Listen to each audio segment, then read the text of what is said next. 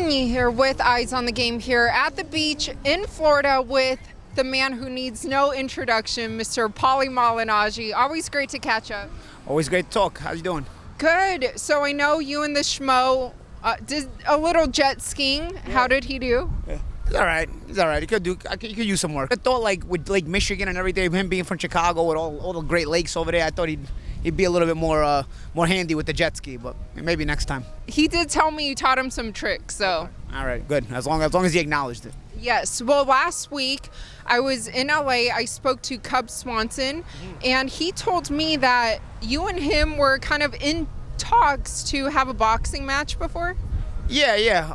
Well, when there was the Mayweather-McGregor thing, there was Cub was talking some stuff, not disrespectfully or anything. He was willing to fight, and we had DM'd each other and whatnot, and it just didn't work out. No, there was never any official offers made or anything like that. It was a bit. I guess it kind of got lost in all the hubbub with McGregor and Mayweather and all that other stuff. And I'm the kind of guy, like, if it's not gonna pick up traction, I'm not gonna chase it. You know what I'm saying? So it kind of died out on its own. So it wasn't that close to getting made? There was interest. I would say there was interest, but it was never picked up by anybody that would actually make the fight. I think everybody was pretty much focused on Mayweather-McGregor at the time, and then everybody kind of looked at that like a sideshow. So I don't think anybody wanted to see anything like that right away, or at least right after that anyway. So it kind of just died out because I think people had enough of it just with Mayweather-McGregor. I think now with some time that's passed by, maybe people would be interested in seeing something like that again. But I think at the time it just wasn't the moment. Well, speaking of interest, who would interest you to getting back into the boxing ring? I don't really have like a goal to get back in the boxing ring. It's more so what sticks. What do people want to see? What gets people's opinions cooking? Everybody talks about Paulie Malignaggi and they say, oh, you're done. Nobody want to see you fight. But you actually do want to see me fight, because if I start talking shit and I start talking shit about your fighter, you want to see me fight him, because nobody talks better than me. So it's not about that though. It's more about like what picks up steam, what picks up traction, and what sticks, and that's kind of where I go. Well, who's impressing you so far? Because you are an analyst. As far as boxers are concerned, I'm definitely not ready to fight like a top-level boxer. For me, it's been more like sideshow type shows. Like obviously the Artem Lobov fight was kind of like a sideshow, but it was like a sideshow that picked up steam. It was a sideshow that people were interested in. Things like that are more like what I'll do now. I'm not gonna go pick up. Try to fight a top-level fighter. A top-rated contender. I'm not at that level anymore. But nonetheless, there's always, boxing is every generation has their impressive fighters. I just worked Danny Garcia fight over the weekend, and he's still very, very impressive. We had Stephen Fulton, the opening bout on the show on Showtime last weekend. I was very, very impressed with him. Jerron Ennis, a guy I've also worked his fight a couple weeks back. Very, very impressive. So there's fighters that are impressing in every generation. I'm not saying I'm going to fight them, because it's not for me anymore. But like I said, if there's some kind of crazy thing going on, like for example, somebody offered me a fight in Egypt recently, but then they didn't put it together. You know what I'm saying? It was like they had like a whole arena by the pyramids and whatnot. I don't know, something crazy, out of the ordinary, maybe. But you got to be able to put it together. Like I'm not here to hear what you want to do as a hobby, and then you can't put it together. But there's always fighters that are interesting. Of course, every generation has their top talent.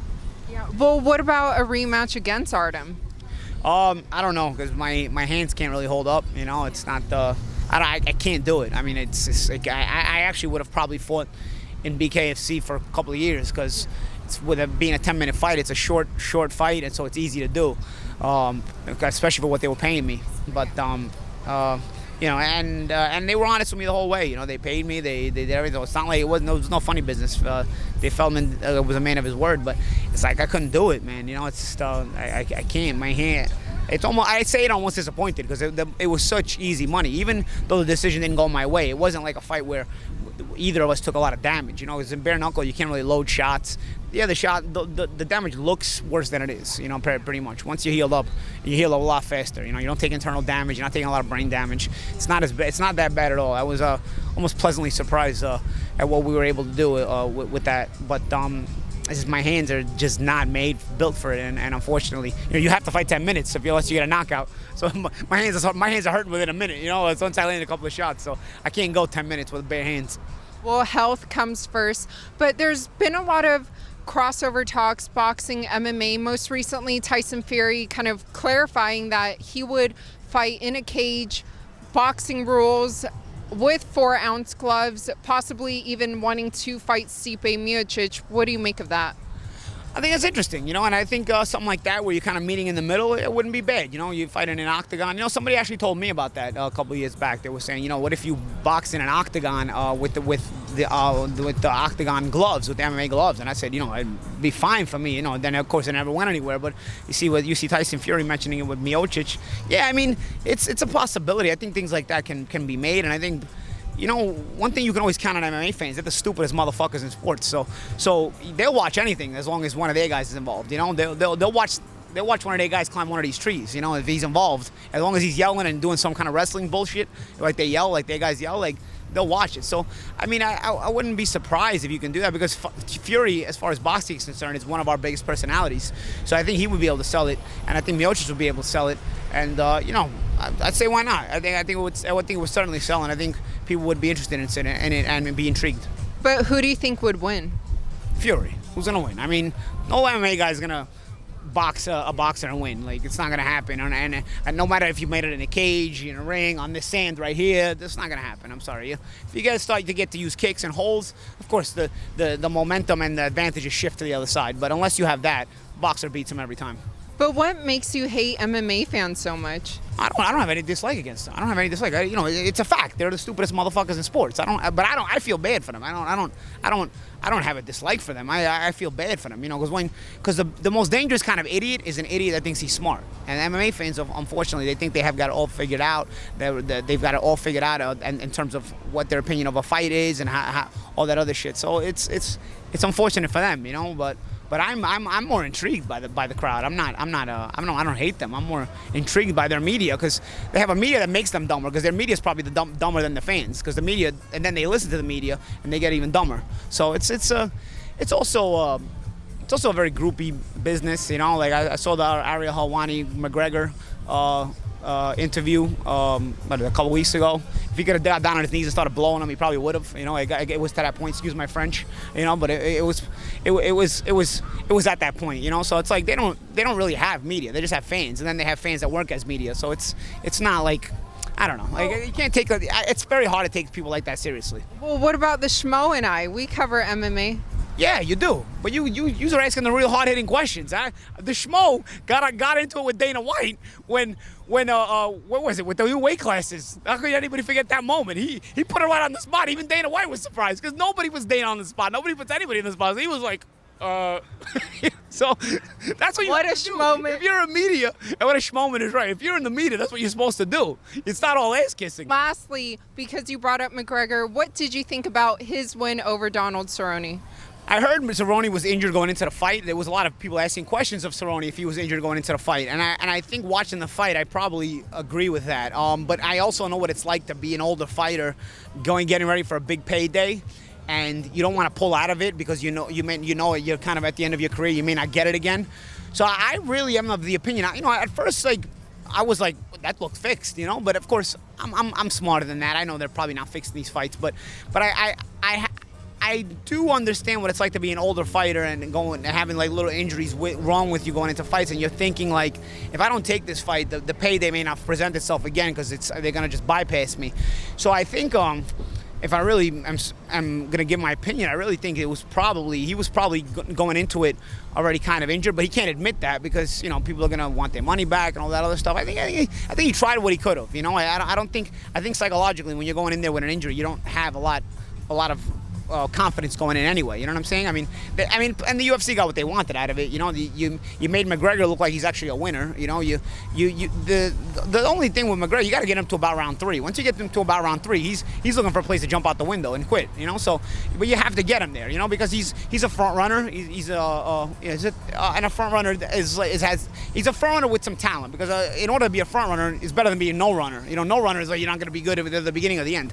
McGregor has talent, so he'll show you, he'll display that talent until he's uncomfortable, you know, in some way. And once he's uncomfortable in some way, then he's looking for a way out of the fight, you know. But so you most likely, if you're even a mid-range fighter, you know, if you're not like a Khabib who can just take it to him right from round one, if you're even a mid-range fighter, you probably want to take him to like the middle rounds and then start to see what he's about. But Cerrone wasn't able to do that, and so, you know, it gives McGregor this image that, you know, he got the big win and he got the job done, but I don't think it proves anything. I think you put him in with Masvidal or anybody else. I think you have to put him in with Masvidal at this point, because if you put him in with like a Nate Diaz or even any other contender, or even somebody below Nate Diaz who can fight a little bit still, you know, like guys who are relatively dangerous, you're going to risk getting them beat, and you don't want to get your cash cow beat. So unless it's worthwhile, you know, and so the worthwhile way to get your cash cow beat is to put them in with for the most money possible, and I think that's the Masvidal fight. You know, the Masvidal fight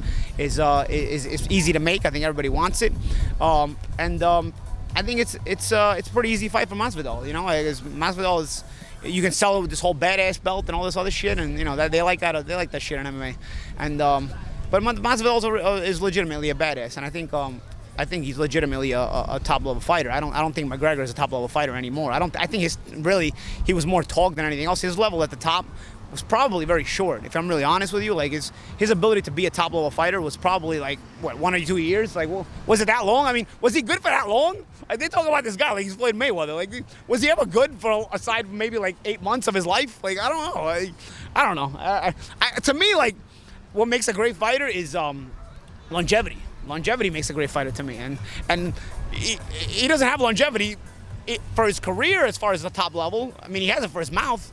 Because if you got a fan base stupid enough to believe it, again, it's only going to work in MMA or wrestling.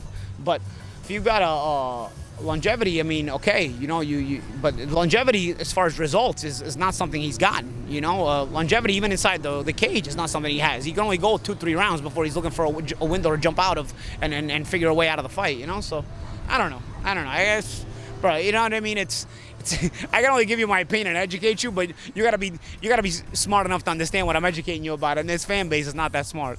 I'll let you hang out with your girlfriend now. For sure. Thank you.